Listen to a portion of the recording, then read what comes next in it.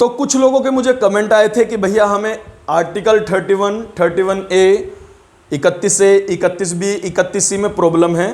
तो मैंने ये वीडियो उन्हीं स्टूडेंट्स के लिए बनाई है जिन्हें इन आर्टिकल्स में प्रॉब्लम है, और ये वीडियो जो है मैंने छोटे छोटे टुकड़ों में तोड़कर बनाई है। आप लोग सभी वीडियोस को फॉलो करिए, और जिन लोगों को भी इन आर्टिकल्स में प्रॉब्लम है, चाहे वो 31 हो संपत्ति का अधिकार, 31A हो, 31B हो, 31C हो, जो एक्सेप्शंस हैं फंडामेंटल राइट्स के, अगर इनसे प्रॉब्लम है तो आप लोग जो है इन वीडियोस को बार बार देखिए और समझिए। मैं बात कर लेता हूं 31A। 31 में है संपत्ति का अधिकार, राइट टू प्रॉपर्टी, जो अब मौलिक अधिकार नहीं रहा। 31A, 31B, 31C ये एक्सेप्शंस है फंडामेंटल राइट्स के, जो मैंने पहले ही बोर्ड पर लिख डाले हैं, जिससे वीडियो में ज्यादा समय ना लगे। चलिए हम समझते हैं। संपत्ति का अधिकार, राइट टू प्रॉपर्टी, हमारा एक पहले मौलिक अधिकार था, इट्स अ फंडामेंटल राइट। ये मौलिक अधिकार था, लेकिन 44 कॉन्स्टिट्यूशनल अमेंडमेंट के द्वारा, 44वें संविधान संशोधन के द्वारा 1978 में संपत्ति के अधिकार को मौलिक अधिकार की श्रेणी से हटा दिया, फंडामेंटल राइट्स की कैटेगरी से हटा दिया और एक कानूनी अधिकार बना दिया, जो आज आर्टिकल 300A में है और पार्ट 12 में है। मतलब क्या है इसका कि अब जो है, पहले क्या था, क्योंकि आप लोगों को पता है हमारे अगर कोई मौलिक अधिकार का हनन करता है, फंडामेंटल राइट को अगर छीनता है, तो आर्टिकल 32 हमें सुप्रीम कोर्ट जाने का अधिकार देता है और 226 हमें हाई कोर्ट, क्योंकि हम सुप्रीम कोर्ट, हाई कोर्ट में जा सकते हैं, या हम कह सकते हैं न्यायालय हमें संरक्षण देता है। अगर हम चले जाते हैं, अपील करते हैं वहां पर, तो वो क्या करेंगे, रिट जारी करेंगे, हमारे मौलिक अधिकारों का संरक्षण करेंगे। इसलिए बोला जाता है मौलिक अधिकारों का संरक्षण कौन है, न्यायालय, supreme court, high court, article 32 और 226 में। तो संपत्ति का अधिकार हमारा एक मौलिक अधिकार था पहले, लेकिन फॉर एग्जाम्पल अगर मान लीजिए कि सरकार को कोई हमारे खेत से सड़क निकालनी है और वो हमारी संपत्ति लेना चाहती है, तो इसलिए अगर किसान का ये मौलिक अधिकार होता, तो वो अपनी जमीन के लिए बचाने के लिए, उसका अगर मौलिक अधिकार के हनन जब हो रहा है, उसका उससे सरकार जमीन जबरदस्ती ले रही है, तो वो सुप्रीम कोर्ट, हाई कोर्ट जा सकता था। तो इसलिए संपत्ति का अधिकार जो पहले एक मौलिक अधिकार था, 44वें संविधान संशोधन 1978 के द्वारा उसे मौलिक अधिकार की श्रेणी से खत्म कर दिया और एक कानूनी अधिकार बना दिया भाग 12 300 के में। मतलब एक कानूनी अधिकार किस प्रकार की, कानून के द्वारा आज संपत्ति किसी भी की भी किसान से जो है सरकार ले सकती है। वो बात अलग है कि उसे जो है मुआवजा मिलता है। तो ये आप लोग याद रखो, आज संपत्ति का अधिकार पहले मौलिक अधिकार था, 44वें संविधान संशोधन 1978 के द्वारा वो कानूनी अधिकार बना दिया गया, संपत्ति का अधिकार मौलिक अधिकारों की श्रेणी से हटा दिया गया। अब मैं पहले बात करूंगा 31A में क्या है, फिर 31B में क्या है, 31C में क्या है। पहले आप लोग याद रखोगे ये सभी अपवाद हैं फंडामेंटल राइट्स के, एक्सेप्शंस हैं फंडामेंटल राइट्स के। अब ये है कैसे, पहले आप लोग ये समझो ये आए कैसे, कहां से आए, क्यों आए। ये संपत्ति का अधिकार 44वें संविधान संशोधन 1978 के द्वारा कानूनी अधिकार बनाया गया, लेकिन क्या उससे पहले कभी बात नहीं उठी, उससे पहले कभी जो है उस पर जो है विवाद नहीं हुआ। पहले संशोधन में, 5वें में, 7वें में बार बार बात उठती रही। वो बात अलग है कि बाद में 44वें संविधान संशोधन 1978 के द्वारा उसे कानूनी रूप दे दिया गया, लेकिन ऐसा नहीं था कि उससे पहले वो खत्म, जब 44वें संविधान संशोधन 1978 के द्वारा तो बिल्कुल खत्म कर दिया, मौलिक अधिकार की कैटेगरी से हटाई दिया, वो तो आज एक कानूनी अधिकार है। लेकिन क्या उससे पहले बात नहीं उठी थी, बार बार संशोधन आए, और उन्हीं संशोधनों में इसी चीज को बचाने के लिए कुछ अपवाद, कुछ एक्सेप्शंस जोड़े गए थे। फॉर एग्जाम्पल कैसे, जैसे मान लीजिए इसमें क्या है कि कुछ जो है संपदाओं के अर्जन के लिए, अधिग्रहण के लिए सरकार जो है कुछ कानूनों को जो है वैध ठहरा सकती है, ठीक है जी। तो ये कुछ मतलब कानून है। मान लीजिए यहां पर तो संपत्ति का अधिकार मौलिक अधिकार है 1978 तक, इसमें क्या जोड़ दिया पहले ही कि भैया अगर मान लीजिए इन केसेस में सरकार को संपत्ति अधिग्रहण करने की कानून बनाती है तो वो वैध माना जाएगा। तो आप समझ रहे हो ना, ये जो जोड़े गए थे ABC, ये 1978 से पहले की बात है, वो बात अलग है, 1978 में खत्म कर दिया और ये आज भी मान्य है। समझ में आई बात नहीं, आप लोगों को क्लियर हो चुका होगा कि 31A-B-C क्या है, तो एक्सेप्शंस हैं फंडामेंटल राइट्स के, जो संपत्ति का अधिकार को खत्म करने से पहले 1978 को मैं मौलिक अधिकार की श्रेणी से खत्म करने से पहले जोड़े गए थे। तो अब बात कर लेते हैं इनमें है क्या। 31A आपको समझना है, B समझना है, C समझना है। तो 31A में क्या है, saving of laws providing for acquisition of states, मतलब संपदाओं, आप लोग सीधी भाषा में समझ लो संपत्ति, किसी भी संपत्ति के अर्जन के लिए अगर कोई कानून बनाती है तो वो जो है वैध माने जाएंगे। ये मतलब ये बाद अमेंडमेंट किया गया था, ये एक संशोधन किया गया था। आप लोग याद रखना, अगर ये किन केसेस में, ये 5 केसेस हैं, काफी इंपॉर्टेंट है। एक्विजिशन ऑफ प्रॉपर्टी, अगर सरकार को कोई भूमि जो है या संपत्ति जो अधिग्रहण करनी है, पहले इंपॉर्टेंट। दूसरी, मैनेजमेंट ऑफ एनी प्रॉपर्टी, अगर किसी भी सार्वजनिक, मतलब हम कह सकते हैं किसी भी प्रॉपर्टी के लिए जो सार्वजनिक हित में है उसके प्रबंधन के लिए। अमेलगमेशन ऑफ कॉर्पोरेशन, दो कंपनी है, जैसे 2 बैंक है, फॉर एग्जांपल प्राइवेट बैंक है, उन्हें मिला सकती है सरकार। तो कोई प्राइवेट बैंक जिसका ओनर है वो ये नहीं कह सकता कि जो है वो ये मेरी मतलब संपत्ति का अधिकार है और जो है मैं इसके खिलाफ जो है कोर्ट में जा सकता हूं। तो इसलिए ये अपवाद जोड़ा गया था। Modification of rights of share holders, मान लीजिए किसी कंपनी में कोई शेयर होल्डर्स हैं, तो उनके संबंध में, उनके हितों के लिए तो किसी के भी मतलब जो डायरेक्टर्स हैं कंपनी के, उनके जो है अधिकारों को कम या खत्म कर सकती है और उनके शेयर होल्डर्स के राइट्स में कुछ बदलाव कर सकती है related to the mining. For example, मैं एक प्राइवेट ओनर हूं और मैंने जो है झारखंड का ये फलाना हिस्सा खरीद रखा और मैं यहाँ पे माइनिंग करता हूँ, सरकार को ही जनहित में क्या कर सकती है कि उस माइनिंग एरिया को जो है आपसे छीन सकती है। ये आप लोग याद रखोगे। तो इस प्रकार से जब तक, क्योंकि संपत्ति का अधिकार आज तो रहा ही नहीं, आज तो मौलिक अधिकार रहा ही नहीं 1978 के बाद, लेकिन 1978 से पहले जोड़े गए थे कि भैया अगर मान लीजिए सरकार को किसी प्रॉपर्टी का अधिग्रहण करना है, किसी प्रॉपर्टी का प्रबंधन के लिए है जी, किसी कॉर्पोरेशन को मिलाने के लिए, मिश्रण के लिए, किसी भी शेयर होल्डर्स के राइट्स में कुछ बदलाव करने के लिए है जी, या माइनिंग क्षेत्र में या खनन वगैरह के क्षेत्रों में कोई भी अधिकार छीनने के लिए, तो इनमें जो कोई भी कानून अगर सरकार बनाती है तो वह मान्य होगा। ये आप लोग याद रखना।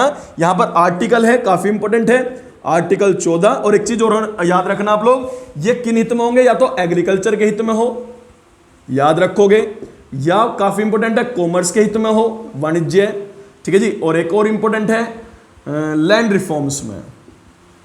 अगर इन 3 से संबंधित ये काम करती है गवर्नमेंट, ये 1978 से पहले की बात थी जब ये एक मौलिक अधिकार था, ये काम करती है तो कोई अगर कानून बनाएगी तो वो वैध माना जाएगा। उसके खिलाफ जो है सुप्रीम कोर्ट या हाई कोर्ट में उस समय व्यक्ति नहीं जा सकता था। और आपको पता है आर्टिकल 14 में क्या है, right to equality before law, कानून के सामने सब समान है। और आर्टिकल 19 में क्या है भैया, आप लोग जानते हो, व्यवसाय वगैरह का, या जिसमें आपको 19 में 6 स्वतंत्रताएं दी गई हैं, राइट टू फ्रीडम है। तो इनका भी हनन हो रहा है ना, सिंपल सी बात है। तो इनके खिलाफ भी उस समय वो सुप्रीम कोर्ट हाई कोर्ट में नहीं जा सकता। तो आज भी ये मान्य चल रहे हैं। तो सुप्रीम कोर्ट हाई कोर्ट में व्यक्ति अगर 14 और 19 का, बिकॉज इस तरह का इन क्षेत्रों में 5 क्षेत्रों में कानून बनाती है सरकार और वो 14 और 19 का हनन कर रहे हैं, सिंपल सी बात है, आर्टिकल 14 और 19 का हनन भी करते हैं जब इन क्षेत्रों में कानून बनेगा, क्योंकि आपको पता है 14 में और 19 में यही सब दिया हुआ है। तो इसलिए जो है वो मान्य होगा, उसके खिलाफ सुप्रीम कोर्ट या हाई कोर्ट में नहीं जा सकते। ये आर्टिकल 31A है। चलिए बात करते हैं 31B की, 31B की। Law specified in 9th schedule shall to be deemed to be void, मतलब 9वीं अनुसूची, ये तो थोड़ा थोड़ा क्लियर हो चुका होगा। 9वीं अनुसूची, इसमें क्या कहा गवर्नमेंट ने कि अगर हमने कोई भी कानून 9th शेड्यूल में शामिल कर दिया, कोई भी कानून 9वीं अनुसूची में शामिल कर दिया, याद रखना गवर्नमेंट ने कहा अगर हमने कोई भी कानून 9वीं अनुसूची में शामिल कर दिया तो वो वैध माना जाएगा, उसके खिलाफ आवाज नहीं उठाई जा सकती। याद रखना ये 31B में था, मतलब आप लोग 9th शेड्यूल पढ़ते हो, 9th शेड्यूल में उस समय 13 कानून थे इस तरह के, आज कितने हो चुके हैं 282, काफी इंपॉर्टेंट है। पहले 13 कानून थे, आज 282 हो चुके हैं, याद रखोगे आप लोग। तो याद रखना इसी में कहा गया था कि जो 9th शेड्यूल में गवर्नमेंट ने कोई भी कानून डाल दिया तो वो मतलब उसका समीक्षा नहीं की जा सकती, मतलब सुप्रीम कोर्ट हाई कोर्ट में हम लोग नहीं जा सकते, सिंपल सी बात है। तो याद रखना पहले 13 कानून शामिल हुए थे, जब 9th शेड्यूल जोड़ा गया, आज 282 हैं, ये काफी इंपॉर्टेंट है। लेकिन इसमें एक चीज और है, आप लोग याद रखोगे, बाद में एक केस हुआ था, कोयलहो केस था ये, थोड़ा सा ये केस का नाम याद रख लेना। इसमें बाद में कह दिया गया 2007 में कि इनकी समीक्षा की जा सकती है जो मूल ढांचे से संबंधित हो। बिकॉज 70-73 में केशवानंद भारती मामले में, केशवानंद केस में यह तय हुआ था गवर्नमेंट का कि कौन कौन मूल ढांचा है संविधान का। यह वीडियो मैं आपको अलग बना कर दूंगा कि केशवानंद भारती मामले में क्या क्या मूल ढांचा बताया गया है। तो केशवानंद भारती मामले में 1973 में मूल ढांचे को मतलब वो बताया गया था, डेफिनेशन दी गई थी, परिभाषित किया गया था। और बाद में कोहेलो केस में 2007 में कह दिया गया मतलब उच्चतम न्यायालय के द्वारा, सुप्रीम कोर्ट के द्वारा, कि अगर मूल ढांचे संबंधित है तो उसकी समीक्षा की जा सकती है। ये आप लोग याद रखोगे। तो 31B में क्या है, जो भी कानून 9 शेड्यूल में 9वीं अनुसूची में शामिल कर लिया उसकी समीक्षा नहीं की जा सकती। पहले तो ये बात थी, पहले 13 कानून तो 282 हो चुके, लेकिन जब मूल ढांचा 73 में आ चुका तो कोहेलो केस ने यह भी कह दिया, कोहेलो केस में, कि भैया अब जो है जो मूल ढांचे संबंधित मामले हैं उनकी समीक्षा की जा सकती है। तो 31 आपको समझ में आ चुका होगा और 31B भी समझ में आ चुका होगा। 31 में तो जो कानून, अगर इन संबंध में कानून बनाएगी सरकार तो भैया उनको मतलब वैध मानना होगा, उनके खिलाफ सुप्रीम कोर्ट, हाई कोर्ट में हम लोग नहीं जा सकते अगर इन 3 हितों के लिए वो बना रही है। पहला तो इंपॉर्टेंट ये हुआ, और क्योंकि जबकि ये 14 और 19 का हनन भी कर रहे हैं। 31B में क्या हुआ कि अगर 9वीं अनुसूची में कोई कानून डाल दिया गवर्नमेंट ने, ये बकेट है इसमें डाल दिया, तो भैया फिर उसका समीक्षा नहीं होगी। आज 282 कानून ऐसे हो चुके हैं, लेकिन बाद में 1973 में केशवानंद भारती में मूल ढांचे को परिभाषित किया गया। बाद में इसलिए कोहेलो केस में 2007 में ये कह दिया गया कि अब समीक्षा होगी अगर मूल ढांचे संबंधित हैं। बात करते हैं 31C की, related to the validation of directive principle of state policy, मतलब DPSP, राज्य के नीति निदेशक सिद्धांत। तो ये उनके वैलिडेशन के, उनके वैधता के लिए हैं जो DPSP हैं। और DPSP में कौन से इंपॉर्टेंट है, 39B और 39C। इन्होंने क्या कहा 39B में क्या है, पहले तो आप लोग ये बताओ मुझे, डिस्ट्रीब्यूशन ऑफ, इक्वल डिस्ट्रीब्यूशन कह सकते हो, equal distribution of physical resources, मतलब भौतिक संसाधनों का समान वितरण, सबका समान वितरण होगा, समान डिस्ट्रीब्यूशन होगा। 39C में क्या है, काफी इंपॉर्टेंट है, आपको पता है, संपत्ति का संकेंद्रण या केंद्रीकरण रोकना, मतलब सेंट्रलाइजेशन ऑफ वेल्थ को रोकना। मान लीजिए फॉर एग्जांपल ये कैसे, पहली बात तो अगर मान लीजिए कोई कुछ संपदा है या भौतिक संसाधन है और उसे एक आदमी व्यक्ति जो है, देसी भाषा में समझा रहा हूं, एक व्यक्ति लेकर बैठ जाए कि इस पर तो मेरा अधिकार है, तो उस चीज को रोकना, सिंपल से, सॉरी, उसके संबंध में अगर इक्वल डिस्ट्रीब्यूशन नहीं हो पा रहा तो उस चीज को वैध बनाना काफी इंपॉर्टेंट है। इसमें क्या है कि मान लीजिए फॉर एग्जांपल मैंने जो है एक कंपनी मिल्क प्रोड्यूस कर रही है देश में, फॉर एग्जांपल आप समझ लीजिए, और या 2 कंपनी प्रोड्यूस कर रही हैं, और मैं उस मालिक से जाऊं जो दूसरा है कि तू अब एक काम कर, सारे स्टॉक को ऐसे ही जमा कर ले, हैं जी, और जो है यहाँ पर जमा करके रखते हैं, और बाद में जो है क्या होगा कि जब इसके प्राइस बहुत ज़्यादा बढ़ जाएंगे क्योंकि लोगों को मिलेगा है नहीं, फिर हम महंगा बेचेंगे और सारा पैसा हमारे पास आएगा। तो जो वेल्थ का जो सेंट्रलाइजेशन है, इस तरह का अगर कोई काम होता है, उन्हें रोकने के लिए अगर कोई कानून बनाती है तो 31C में आएगा। और वो भी जबकि आपको पता है 44 संविधान संशोधन 1978 तक है जी, इस तरह पैसा इकट्ठा करना संपत्ति का अधिकार, उसका मौलिक अधिकार था, लेकिन ये अपवाद जोड़े गए थे कि अगर ऐसा काम करेगा है जी, इक्वल डिस्ट्रीब्यूशन नहीं करेगा, एक व्यक्ति इकट्ठा कर लेगा सब कुछ, ठीक है जी, या फिर संकेंद्रण होगा संपत्ति का, तो उसके लिए भी अगर कानून बनाती हो तो वो वैध माना जाएगा। लेकिन वो बात अलग है। तो 31A, 31B, 31C ये अपवाद हैं मौलिक अधिकारों के। वो बात अलग है कि बाद में 44वें संविधान संशोधन 1978 के द्वारा संपत्ति का अधिकार एक मौलिक अधिकार नहीं रहा, वो बात अलग है, ठीक है जी। लेकिन ये अब भी मान्य है, आप लोगों को याद रखना है थोड़ा थोड़ा कि 31A में क्या है, 31B में क्या है, 31C में क्या है। और आप लोग याद रखो, आज ये आर्टिकल 300A में है और भाग 12 में है, 12th पार्ट में है इंडियन कॉन्स्टिट्यूशन के, जो एक आज कानूनी अधिकार है। कानूनी अधिकार किस प्रकार है कि आज कानून के द्वारा है जी सरकार हमारी संपत्ति का अधिग्रहण कर सकती है, और वो बात अलग है कि हमें मुआवजा मिलता है।